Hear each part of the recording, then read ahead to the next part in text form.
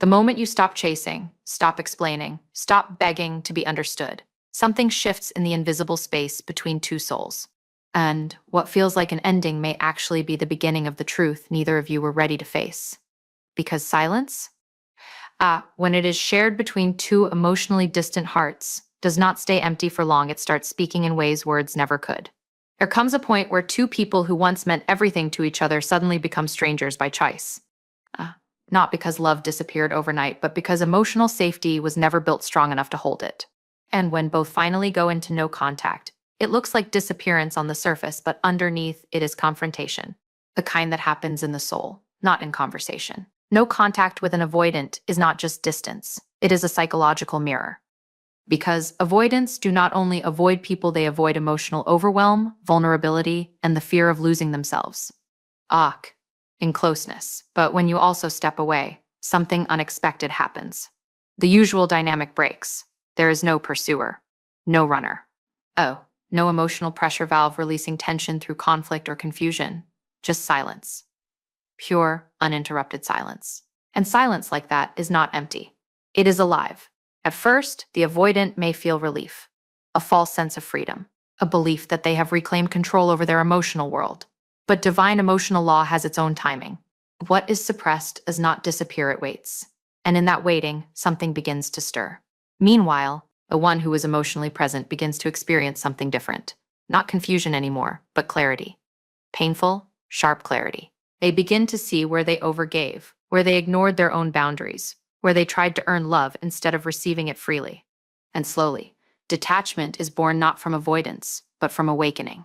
Now here is where the impossible begins to unfold. Because and both people go no contact. The emotional system that kept the connection unbalanced collapses. There is no longer one person carrying the emotional weight of the relationship. And in that collapse, truth rises. The avoidant, who once felt safe in distance, starts to feel something unfamiliar. Not pressure from the other person, but pressure from within. Thoughts they postponed begin to return. Memories they compartmentalized begin to surface. Emotions they labeled not important begin to demand attention. This is where many misunderstand the avoidant pattern. They think silence means absence of feeling, but often it means delayed feeling. And delayed feeling always returns with interest. But the deeper truth is not about them alone. It is about what no contact reveals in you.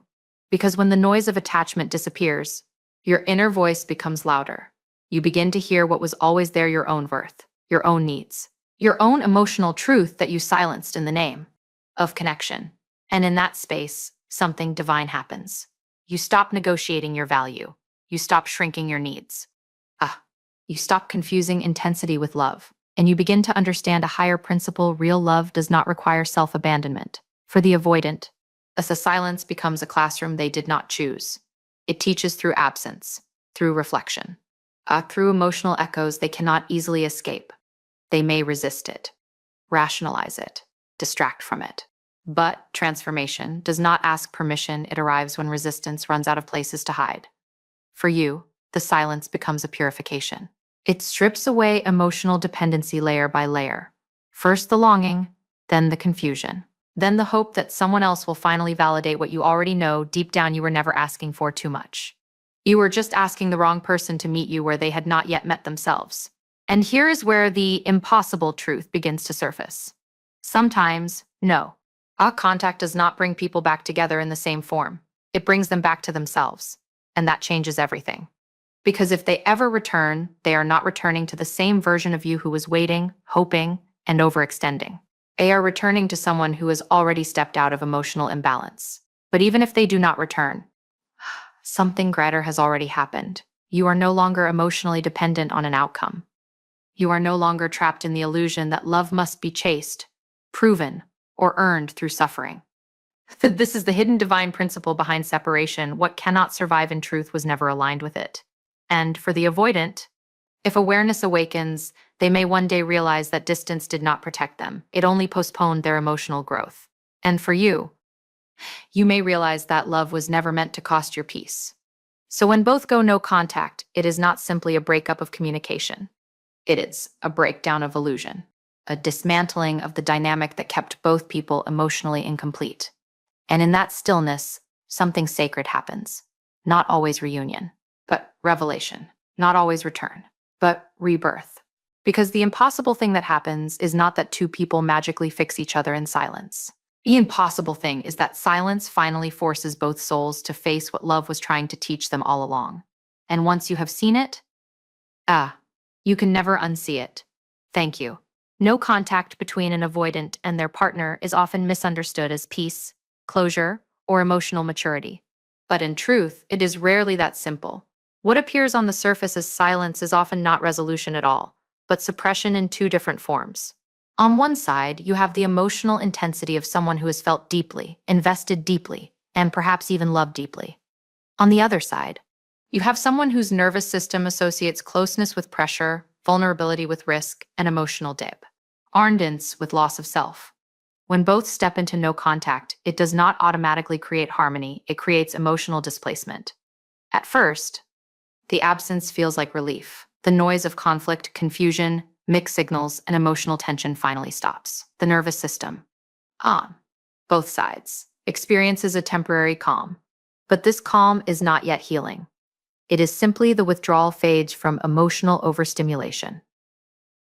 For the avoidant, silence can feel like regained control, a return to autonomy, and a way to reset the internal alarm system that intimacy once triggered. For the other person, silence may initially feel like shock, rejection, or emptiness, as if something essential has been suddenly removed without explanation. Yet beneath that surface response, something deeper is already happening. Emotional silence is never truly silent. It becomes a space where everything unspoken begins to echo louder than ever before. All the moments that were avoided in conversation, all the feelings that were dismissed or minimized, all the needs that were not fully expressed or received, they do not vanish. They enter a kind of suspended state, waiting for the mind to slow down enough to process them. In the avoidant experience, this often unfolds in waves rather than continuity. They may convince themselves that distance means stability, that not engaging means not being affected. But the human psyche does not operate in permanent avoidance without cost. When external interaction stops, internal reflection begins to take its place. Memories surface at unexpected times, often when there is no distraction to override them. A conversation that was never finished replays differently in hindsight. A moment of emotional intensity that once felt overwhelming begins to appear more meaningful when the pressure is gone. But because the avoidant style is built around emotional regulation through distance, these resurfacing emotions are often not immediately processed, they are mentalized again, creating cycles of temporary awareness followed by emotional suppression. On the other side, the person who is more emotionally present begins to experience a different form of internal transformation. At first, there may be confusion, the urge to understand what went wrong, or the instinct to assign meaning to silence. But over time, something shifts. The absence of response forces a confrontation with self-worth, boundaries, and emotional reciprocity. The mind begins to replay patterns not as a way to fix the other person, but as a way to understand personal participation in the dynamic. Where did I overextend? Where did I ignore discomfort? Where did I stay longer than I should have in the hope of being chosen more fully? This is where the emotional contrast becomes significant. While one side may be suppressing rising feelings, the other is awakening to clarity through detachment. And this asymmetry creates a powerful psychological tension in the unseen space between them. No contact does not erase connection, it removes external expression of it, forcing everything inward. Over time, this emotional silence becomes less about the absence of communication and more about the presence of truth. It exposes what was previously masked by interaction, the imbalance of emotional availability, the difference in coping mechanisms, and the unspoken expectations that were never fully aligned. What once looked like connection begins to reveal itself as two different emotional languages trying to translate without a shared system. And in that realization, the silence is no longer empty. It becomes revealing. Avoidant behavior in relationships is often misunderstood as indifference, emotional emptiness, or a lack of capacity to love. But in reality, it is frequently rooted in fear rather than absence. When emotional closeness intensifies, it can activate a deep internal alarm system within the avoidant individual, one that does not respond to logic, promises, or even genuine affection. It responds to perceived emotional risk. To understand this, you have to move beyond surface behavior and look at the internal experience of someone who has learned, often early in life, That closeness can feel overwhelming, consuming, or destabilizing. For many avoidants, love is not simply experienced as warmth and safety. It is also experienced as exposure. When someone gets too close emotionally, it can trigger sensations of losing control over their internal world. Thoughts become louder, expectations feel heavier, emotional responsibility feels amplified. Even positive attention can start to feel like pressure, because it introduces the fear of not being able to consistently meet emotional demands. So instead of moving closer when connection deepens, the avoidant system often instinctively steps back, not because they do not feel, but because they feel too much in a way they do not know how to regulate. This is why withdrawal often happens at moments when things appear to be going well. From the outside, it can seem confusing why pull away from something that is working. But internally, what is working emotionally may actually feel like escalating intensity. The nervous system does not always interpret intimacy as safety. Sometimes it interprets it as loss of autonomy. And when autonomy feels threatened, distance becomes a form of emotional self-preservation. It is important to understand that this fear is not always conscious. Avoidants do not always sit and rationalize, "I am afraid of intimacy." Instead, it shows up as behavioral shifts, delayed responses, emotional cooling, increased need for space, or sudden detachment from conversations that previously felt engaging. The emotional system reacts first, and the mind often constructs explanations afterward to justify what the body has already decided to do. At the core of this fear is not rejection of love itself, but fear of what love demands emotionally. Real closeness require vulnerability, consistency, and emotional presence. For someone who has learned to self-regulate through distance, this can feel unfamiliar and even threatening. Vulnerability can feel like loss of protection. Emotional dependency, even mutual, can feel like entrapment. And deep connection can feel like a mirror that reflects unresolved inner states they have not yet learned to sit with. So when no contact happens, especially initiated or mirrored by both sides, it can temporarily soothe this internal system. The absence of emotional demand reduces pressure. There are no expectations to meet, no emotional conversations to navigate, no need to respond or explain. On the surface, this feels like relief. But beneath that relief is not absence of feeling, it is absence of activation. The triggers are no longer being stimulated. So the system enters a quieter state. However, silence does not erase emotional imprint.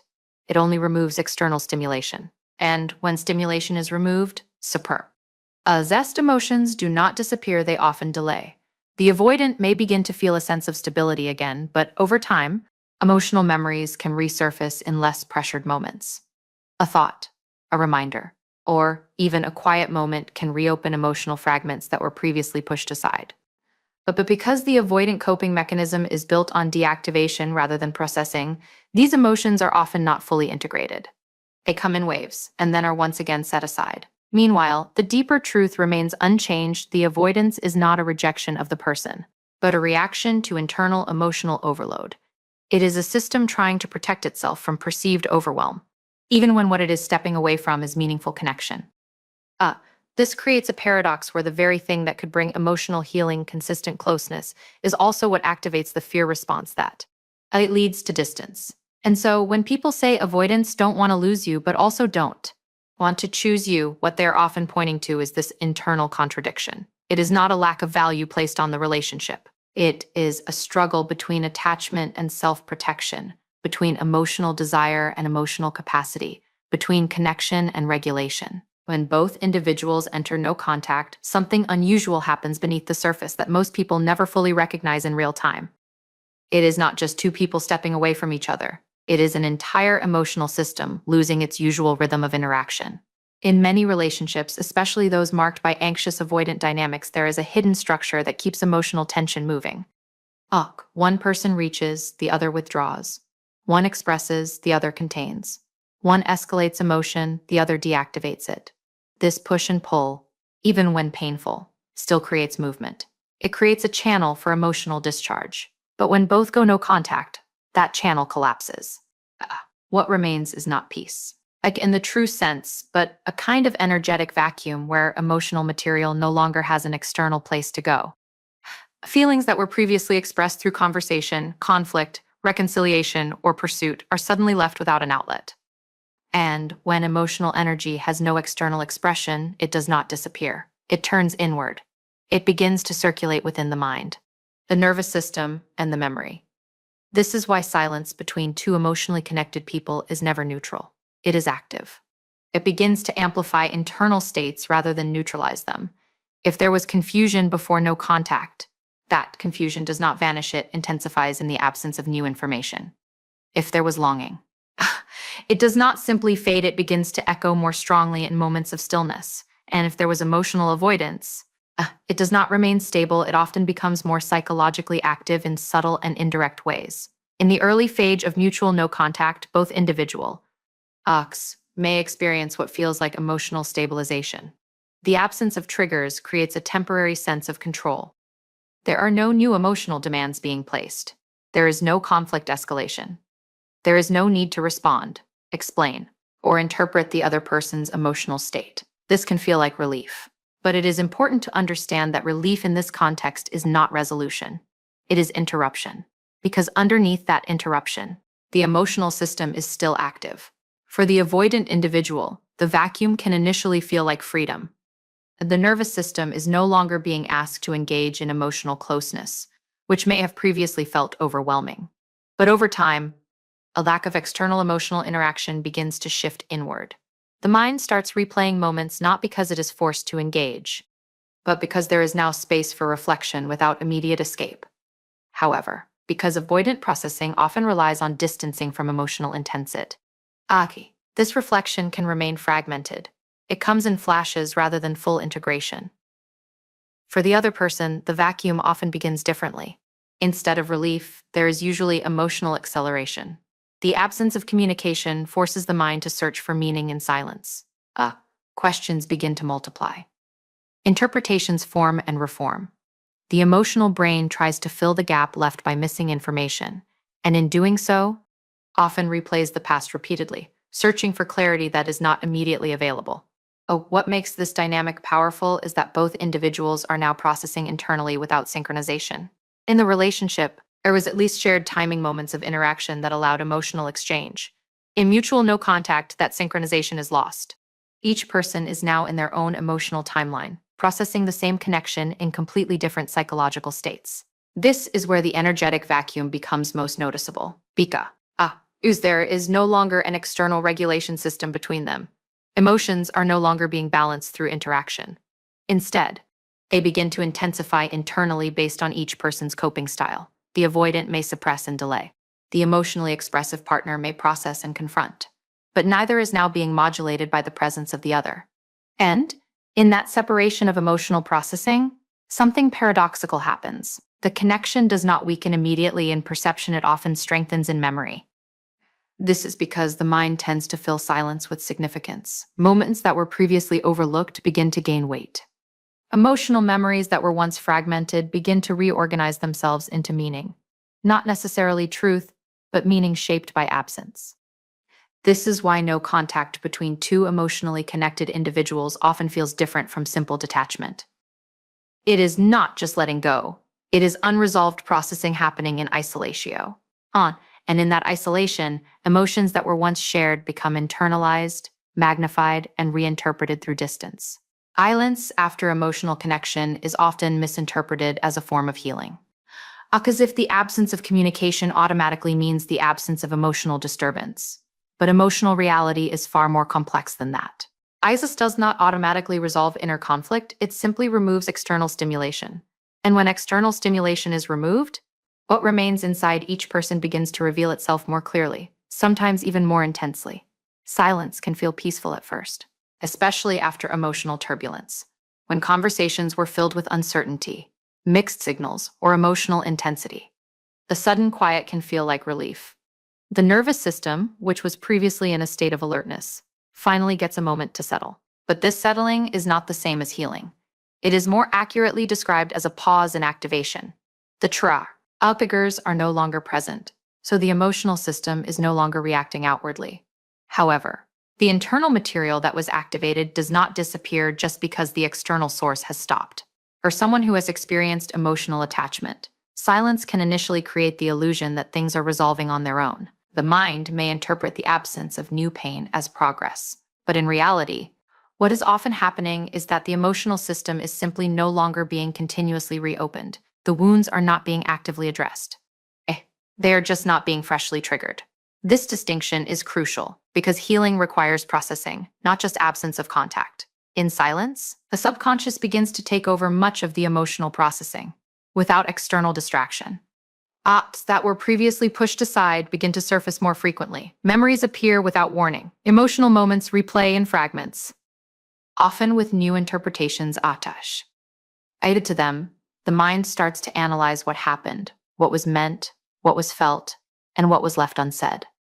This is not yet healing, it is processing beginning to emerge in an unstructured way. For the avoidant individual, silence can sometimes reinforce the belief that emotional distance equals stability. The nervous system may interpret lack of contact as reduced pressure, which feels safer and more manageable. However, emotional avoidance does not erase emotional imprint. It only delays engagement with it.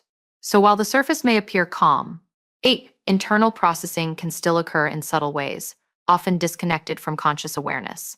Feelings may arise briefly and then be dismissed. Thoughts may appear and then be redirected. This creates a cycle of partial awareness without full emotional integration. Of the emotionally engaged individual, silence often does the opposite. Instead of creating a sense of stability, it creates a heightened internal search for meaning. The absence of communication becomes a space filled with interpretation. The mind tries to understand what silence represents, why it is happening, and what it means about the relationship and self-worth. In this process, emotional intensity does not immediately decrease, it often becomes more focused internally. Instead of being expressed outwardly, it turns inward and manifests as reflection, questioning, and emotional reevaluation. This is where silence begins to amplify rather than neutralize emotional states. Whatever was unresolved during interaction does not get resolved automatically in separation. Instead, it becomes more internally visible. The emotional system, no longer occupied with real-time engagement, begins to process past experiences in loops. These loops are not necessarily productive at first. They are attempts to make sense of emotional fragmentation. Silence also removes the immediate feedback loop that relationships naturally provide. During communication, reactions help articulate emotional interpretation. A response can clarify misunderstanding. A tone can soften uncertainty. Even conflict provides a form of emotional exchange that allows energy to move outward. But in silence, there is no external correction. The mind is left alone with its interpretations, which can become more rigid or exaggerated over time without grounding input. This is why silence can feel like it is doing something, even when nothing external is happening. Internally, everything is happening. Thoughts are reorganizing. Emotions are resurfacing. Memories are being reinterpreted. The nervous system is adjusting to absence. But none of this guarantees healing, it only creates the conditions where healing might eventually become possible if awareness and processing are introduced. So silence should not be mistaken for resolution. It is more accurately a container. What enters that container determines what develops within it. If awareness is present, silence can lead to clarity. If avoidance dominates, silence can lead to suppression. If emotional overwhelm is strong, silence can lead to rumination. And if both individuals are disconnected without resolution, silence becomes a shared space of private processing rather than mutual understanding. In that way, silence does not end the emotional story. It simply removes the dialogue from it. When no contact happens, both people may appear to be experiencing the same situation externally, but internally they are often living in completely different emotional timelines. This difference becomes even more pronounced when one person tends toward emotional openness and reflection, while the other leans toward emotional distancing and delayed processing. What looks like mutual silence on the surface is actually two separate psychological processes unfolding at very different speeds. For the emotionally present individual, no contact often triggers a rapid internal shift. In the absence of external communication, the mind begins to process events with increasing clarity. At first, there may be emotional turbulence, confusion, longing, sadness, or even anger, but these emotions tend to move rather than stagnate. They are felt, questioned, and gradually understood. The emotional system, although overwhelmed at the beginning, starts organizing experience into insight. This is why clarity often accelerates in separation for this type of person, without ongoing interaction to reinterpret or re-trigger emotions. The mind is forced to confront reality in its raw form. This confrontation, although painful, becomes transformative. The emotionally present person begins to see patterns that were previously obscured by hope or attachment. They start recognizing where they compromised too much, where communication lacked reciprocity, where emotional needs were not fully met. The absence of contact removes the possibility of immediate resolution, and in that space, self-reflection becomes unavoidable. The emotional inner Agi that was previously directed outward toward the relationship begins turning inward toward self-awareness. As time passes, this process often leads to emotional detachment, not in the sense of numbness, but in the sense of understanding. The intensity of longing may still exist, but it becomes framed within a larger awareness of emotional reality. The person begins to differentiate between love and compatibility, between emotional attachment and emotional safety, between hope and truth. This is what creates accelerated clarity. It is not that emotions disappear quickly, but that they become integrated into understanding more rapidly when there is no ongoing emotional interference. In contrast, the avoidant individual often experiences a delayed emotional response. At the beginning of no contact, there may be a sense of relief or neutrality. The absence of emotional demands can feel stabilizing, even freeing. The nervous system is no longer activated by closeness, expectations, or emotional intensity, which can create a temporary sense of balance. However, this balance is often surface level. Beneath it, avoidant coping mechanisms tend to rely on emotional compartmentalization. Instead of fully engaging with emotional experiences as they arise, the mind separates, minimizes, or stores them away for later processing. During no contact, there is no immediate requirement to engage with emotional content. So the subconscious begins to quietly hold unresolved material without fully integrating it. This is why emotional realization for avoidance often comes in delayed waves rather than continuous awareness. Over time, in moments of reduced distraction or emotional safety, fragments of the past begin to resurface. A memory, a feeling, or a realization may appear unexpectedly. However, because the avoidant system is not naturally inclined towards sustained emotional processing, these moments are often brief and can be redirected or rationalized. This creates a pattern where awareness emerges, but does not fully stabilize. Emotional understanding becomes intermittent rather than continuous. This difference in timing creates a significant psychological gap between the two individuals. While one person is moving through a structured process of emotional clarity, the other is moving through fragmented moments of emotional awareness that may not immediately connect into a coherent understanding. As a result, even if both individuals are thinking about the connection, they are not necessarily interpreting it at the same depth or speed. The emotionally present person may reach acceptance or insight while the avoidant person is still in early stages of emotional reflection. Or, in some cases, the avoidant may begin to feel emotional awareness only after the other person has already detached internally. This mismatch in timing often creates the illusion that one person moves on faster, when in reality, they are simply processing differently. It is also important to understand that accelerated clarity does not mean emotional absence. The emotionally present individual can still feel deeply while simultaneously understanding clearly. These two states coexist. Feeling continues, but interpretation evolves. This is what allows clarity to grow even in the presence of emotional residue. The person is no longer controlled by emotion, but they are still capable of experiencing it. Meanwhile, delayed processing does not mean absence of emotion for the avoidant either. It simply means emotion is not immediately integrated into conscious awareness. It may surface later in quieter, less pressured moments, often without full context or resolution. This delayed surfacing can sometimes create sudden realizations long after the separation has already taken place. In this way, contact does not produce identical emotional outcomes.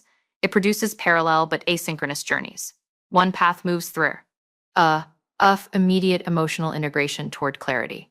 The other moves through delayed emotional emergence toward partial awareness. And between these two timelines, misunderstanding often grows not because feelings are absent, but because timing is misaligned.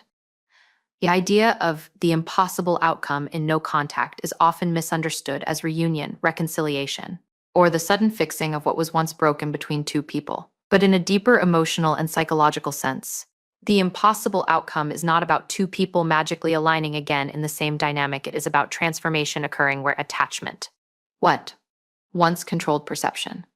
It is the shift from emotional dependency to emotional awareness, from unconscious repetition to conscious understanding. from reacting to relationships to finally seeing them clearly. When two people enter no contact, especially in a dynamic shaped by emotional imbalance, what begins to unfold is not just separation but exposure. The absence of interaction removes the familiar patterns that once defined the relationship. There is no longer pursuit, no withdrawal, no reassurance cycle, no emotional escalation or calming presence between them. What remains is each individual alone with their internal world. And that is where the real transformation begins, not in the relationship itself, but in the individuals who were part of it. For the emotionally engaged person, the impossible outcome often begins with disillusionment. At first, there may still be hope that silence will lead to return, clarity, or repair. But over time, something shifts. The emotional energy that was once directed outward begins to turn inward. Questions about the other person slowly transform into questions about self-worth, boundaries, and emotional needs. This shift is subtle but powerful. It marks the beginning of emotional sovereignty, the realization that love cannot require self-abandonment in order to exist. As this awareness deepens, attachment begins to lose its control over perception. The person starts to see the relationship not only through emotional longing, but through truth. They begin recognizing patterns that were previously minimized or rationalized. Inconsistency is no longer interpreted as mystery. Emotional unavailability is no longer excused as complexity. The mind begins aligning with emotional reality rather than emotional hope. This alignment is where transformation begins, because clarity dissolves illusion. For the avoidant individual, the impossible outcome unfolds differently. Initially, there may be emotional distancing, rationalization, or a sense of relief. The nervous system, freed from emotional intensity, stabilizes temporarily. But as time passes, internal processing begins to surface in fragmented ways, and memories return without invitation. Emotional echoes appear in moments of quiet. However, because the avoidance system is structured around managing emotional overwhelm through distance, these experiences are often not fully integrated at first. Instead, they appear in isolated moments of awareness that do not immediately form a complete picture. The transformation, if it occurs, is not immediate emotional openness, but gradual recognition. The avoidant may begin to see that distance did not erase emotional connection, it only delayed its processing. They may begin to realize that what felt like control was actually emotional postponement. This recognition can be uncomfortable, because it challenges the internal belief that avoidance equals safety. It introduces the possibility that avoidance also means delay of emotional truth. But the deeper layer of the impossible outcome is not about either person alone, it is about the dissolution of the old dynamic. In many emotionally imbalanced relationships, identity becomes partially shaped by roles. Within the connection, one person becomes the pursuer, the other the distancer. One becomes the emotional giver, the other the emotional withdrawer. These roles create predictability, even if painful. No contact removes that structure entirely. And when the structure collapses, identity within the relationship also dissolves. This dissolution is where transformation truly begins. Because when the roles disappear, each person is no longer defined by how they react to the other. They are left only with themselves, without the relational identity that once shaped their emotional behavior. This can feel destabilizing, but it is also where growth becomes possible. Without the relational pattern reinforcing itself, both individuals are forced into self-reflection rather than reaction. The impossible part is not that love magically fixes itself. It is that people often begin to see clearly what they could not see while emotionally entangled. And clarity changes everything. It changes how love is understood, how boundaries are set, how emotional needs are valued, and how relationships are chosen in the future. Even if reunion never happens, the internal transformation becomes irreversible. The person who has seen clearly cannot fully return to the same level of emotional blindness they once lived in. And if reunion does happen, it cannot occur in the same form as before, because transformation always changes participation. One person no longer overextends in the same way. The other can no longer rely on emotional distance without awareness. The dynamic, if it exists again, must exist under new consciousness or it will repeat its collapse. So the impossible outcome is not reunion. It is awakening. It is the point where silence does not just end communication, but ends illusion. In the silence between two people who once felt everything so deeply, something far greater than distance takes place. It is not just separation. It is revelation. No contact does not simply remove a person from your life. It removes the illusions you held about love, attachment, and emotional safety, until all that remains is truth. And inth. A truth. You either return to yourself or you return to a completely transformed understanding of love. Because what was never aligned cannot be forced into alignment, and what was meant to awaken you will always find a way to do so, even through absence. Thank you for being present in this reflection, and may you carry forward not the weight of what was lost, but the wisdom of what was revealed. Goodbye, and continue choosing the version of you that no longer abandons itself for connection.